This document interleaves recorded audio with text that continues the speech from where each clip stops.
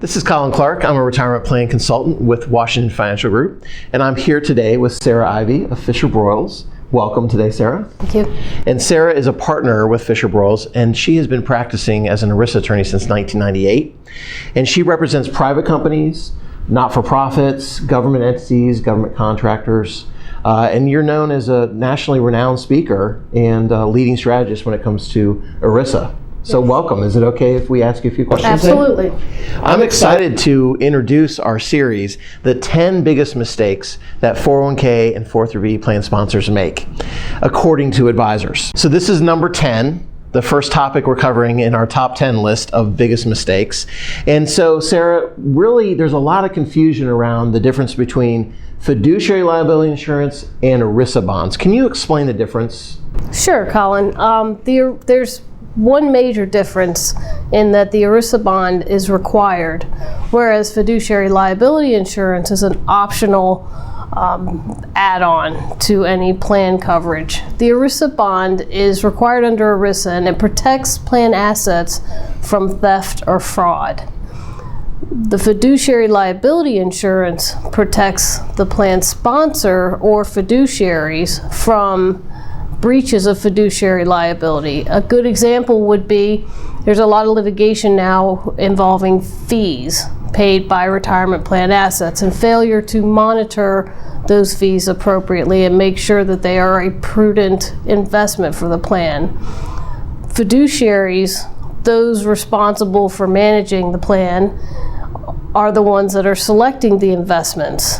And a failure to appropriately monitor those fees would be a breach of fiduciary liability, a breach of fiduciary responsibility. Sarah, thanks for explaining that. Can you help us understand why it's important that plan sponsors know the difference between the two types of coverage? Sure. The ERISA bond protects the assets of the plan from theft or fraud. The fiduciary liability insurance protects the individuals, the fiduciaries that are managing the plan's assets. And as you know, fiduciaries have personal liability, so the insurance would assist in the case of a fiduciary breach and a lawsuit against the plan fiduciaries. Sarah, can you give us an example of the differences between the two types of insurance? Sure. Nowadays we're seeing a lot of litigation involving plan sponsors who fail to appropriately evaluate their investments held in the retirement plan, either choosing the wrong or inappropriate type of investment or paying too high of an expense for the investment held in the plan. Okay. So if I'm a plan sponsor, what should I be doing? First things first, ensure that you have the appropriate ERISA bond in place and at the appropriate amount. Second, contact your insurer to determine whether or not you do have fiduciary liability insurance. Some have it and don't realize it. If you don't, obtain it for anybody who has any discretion involving the plan assets. Fiduciary liability insurance is not expensive, and it's typically a rider to the D&O policy. So it's a very valuable addition to your overall insurance policy.